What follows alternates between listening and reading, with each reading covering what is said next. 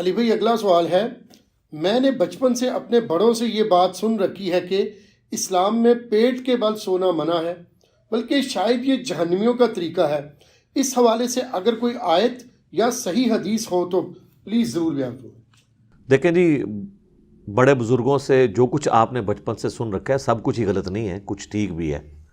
ظاہر ہے ان کو ہر بات ہی تو غلط نہیں بتائی گئی تھی، صحیح باتیں بھی بتائی گئی تھی۔ تو انہی صحیح باتوں میں سے ایک یہ بات بھی ہے کہ پیٹ کے بل سونا گناہ ہے، اللہ کی نافرمانی ہے۔ سنن نبی داؤد میں حدیث ہے، ایک صحابی تھے اصحاب صفہ میں سے، سیدنا قیس غفاری، وہ کہتے ہیں کہ میں مسجد نبوی میں لیٹا ہوا تھا، پیٹ کے بل میرے سینے میں تکلیف تھی تو اس کی وجہ سے میں پیٹ کے بل لیٹا ہوا تھا، تو ایک شخص آیا اور اس نے میرے پاؤں پہ آ کے اپنے پاؤں سے ہلکی سی ٹھوکر ماری متوجہ کرنے کے لیے، اور کہا کہ پیٹ کے بل مت لیٹو، یہ اللہ کی نافرمانی ہے۔ تو وہ کہتے ہیں میں نے جب مڑ کے دیکھا تو وہ اللہ کے نبی علیہ السلام تھے۔ تو اس سے جو لیٹا ہوا شخص ہے اس کو اٹھانے کا طریقہ بھی پتہ چل گیا کہ آپ اس کے پاؤں پہ پاؤں، ویسے بھی کوئی سویا ہوا شخص زمین پہ سویا اور آپ آ کے، یہ نہیں ہے کہ اس کے پاؤں کو یوں ہلائیں گے، ٹھیک ہے، اس کو آپ پاؤں سے زور سے بھی نہیں مارنا، یہ نہ ہو کہ اکرام مسلم کر دے آپ کا اٹھتے ہی، آرام سے اسے پاؤں سے پاؤں ہلائیں اور اس کو یوں اٹھائیں۔ اسی کو سپورٹیو ایک اور حدیث ہے، اس میں تو الفاظ ہے نافرمانی۔ سنن ابن ماجہ میں ایک حدیث ہے، حضرت ابو ذر غفاری کہتے ہیں کہ میں ایک دفعہ پیٹ کے بل لیٹا ہوا تھا تو ایک شخص آیا اور اس نے اپنے پاؤں سے میرے پاؤں پہ ہلکی سی ٹھوکر لگائی اور مجھے کہا کہ اٹھ جاؤ، یہ جہنمیوں کا طریقہ ہے۔ تو کہتے ہیں میں نے پلٹ کے دیکھا تو وہ اللہ کے نبی علیہ السلام تھے۔ تو ان دونوں حدیث سے پتہ چلا کہ یہ جہنمیوں کا طریقہ بھی ہے اور گناہ بھی ہے۔ جہنمیوں کا طریقہ اس اعتبار سے بھی ہے کہ انہیں اوندھا منہ کر کے جہنم میں ڈالا جائے گا، اس اعتبار سے بھی ہے کہ جہنمیوں کو جب یعنی جہنم میں مار پیٹ کی جائے گی تو جس طرح یہاں پہ بھی آپ دیکھتے ہیں نا کہ تھانے میں بھی الٹا لٹا کے پیٹ کے بل ان کی پٹائی کرتے ہیں، تو جہنمیوں کو بھی الٹا پیٹ کے بل لٹا کے ان کی پٹائی کی جائے گی۔ وَلِعَاذُ بِاللَّهِ تَعَالَى اللہم لا تجعلنا منہم اللہم اجرنا من النار اللہم انی اعوذ بک من عذاب جہنم آمین۔ تو اس اعتبار سے اسے جہنمیوں کا بھی طریقہ کہا گیا، اور اللہ کی نافرمانی تو بہرحال اس کے اندر ہے ہی ہے۔ باقی کئی ایک چیزیں ہیں جن کے اوپر ریسٹرکشن ہے شریعت میں۔ اس حوالے سے ایک اور سوال بھی پوچھا جاتا ہے، وہ کہتے ہیں نہیں، صحیح مسلم میں ایک حدیث ہے کہ نبی علیہ السلام نے کہا کہ کوئی شخص زمین پہ ایسا چت نہ لیٹے کہ اس نے ایک ٹانگ کے اوپر دوسری ٹانگ رکھی ہوئی ہو۔ حالانکہ ہم میں سے اکثر لوگ ایسے لیٹ جاتے ہیں کہ سیدھا لیٹے اور ٹانگ پہ ٹانگ رکھی، ریلیکس ہو جاتا ہے نا بندہ تھوڑا سا۔ تو مسلم شریف میں حدیث ہے کہ اس طرح لیٹنے سے نبی علیہ السلام نے منع فرمایا۔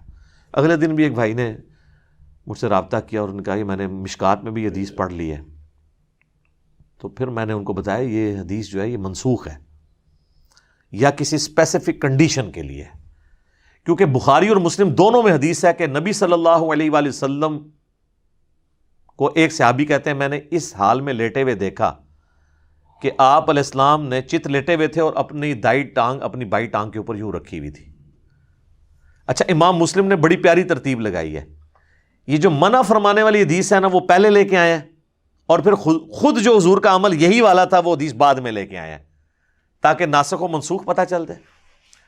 دوسرا، یہ منسوخ اگر نہ بھی ہو نا، ایک اسپیسیفک کنڈیشن کے بارے میں ہے۔ وہ مسلم شریف میں یہ الفاظ ہیں اس حدیث کے اندر جس میں منع کیا گیا ہے، اس میں نبی علیہ السلام نے فرمایا کہ جو کوئی شخص ایک کپڑے میں لپٹا ہوا ہے نا تو وہ احتبا کی حالت میں نہ بیٹھے گوٹھ مار کے، یعنی دونوں گھٹنے کھڑے کر کے اور یوں اس کو گھٹنوں کو پکڑ لینا، تو ایک کپڑے میں اس کا ستر کھلنے کا اندیشہ ہے، اور نہ وہ اس حالت میں زمین پہ اس طرح لیٹے کہ وہ ایک ٹانگ پہ دوسری ٹانگ رکھے۔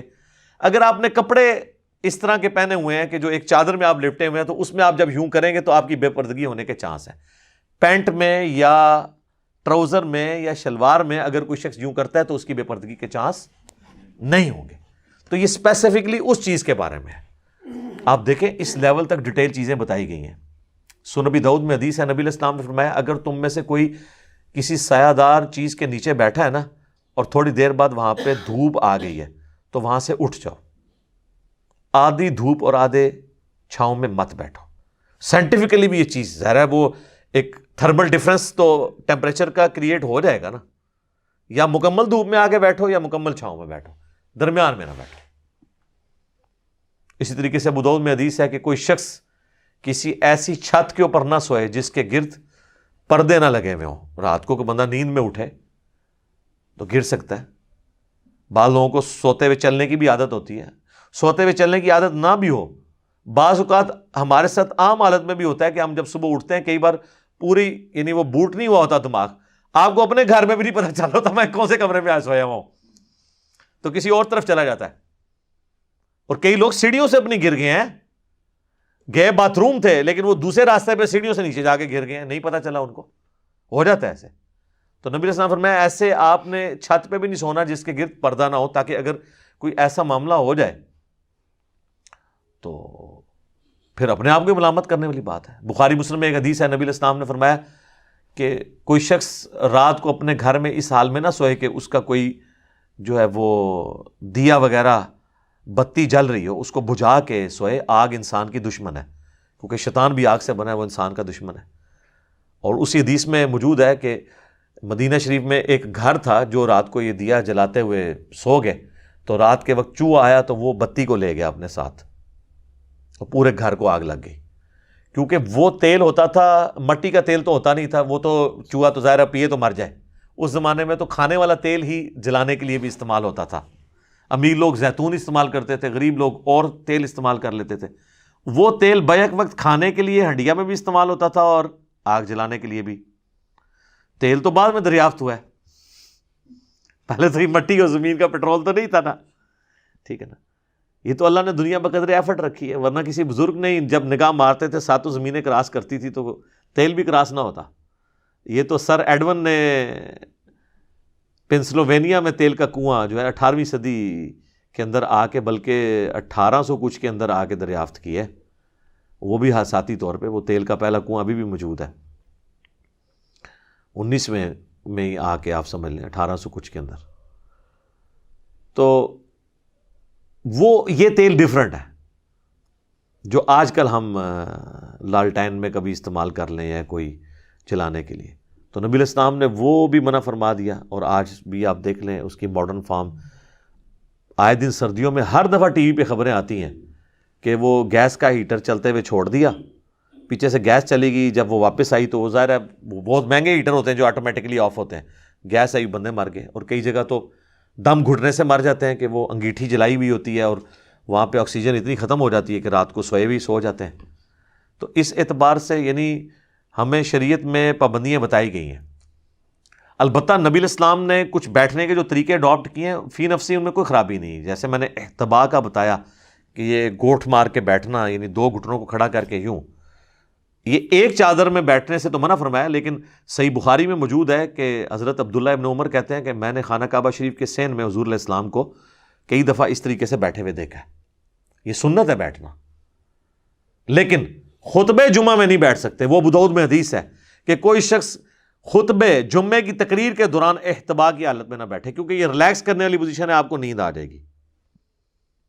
تو آپ نے اٹینٹو ہو کے بیٹھنا, یا دوزانوں بیٹھیں یا آلتی پالتی جسے ہم چوکڑی کہتے ہیں مار کے بیٹھنا, آلتی پالتی بیٹھنا, 4 زانوں بھی اسے کہتے ہیں. وہ بھی حدیث ہے ابو داؤد کے اندر, ترمذی کے اندر, کہ نبی علیہ السلام فجر کے بعد مسجد میں ہی آلتی پالتی یعنی 4 زانوں بیٹھتے تھے یہاں تک کہ سورج خوب بلند ہوتا, پھر آپ گھر واپس آتے. تو اس اعتبار سے بھی بیٹھنا سنت ہے. یہ تمام طریقے سنت ہے. بہرحال اس بات کی طرف واپس آئیں کہ پیٹ کے بل لیٹنا یہ گناہ بھی ہے, حرام بھی ہے, اور جہنمیوں کا طریقہ بھی ہے. یہ بات آپ نے جو سنی تھی وہ بالکل ٹھیک ہے, لہٰذا اس معاملے میں احتیاط کرنے کی ضرورت ہے. ٹھیک ہو گیا جی.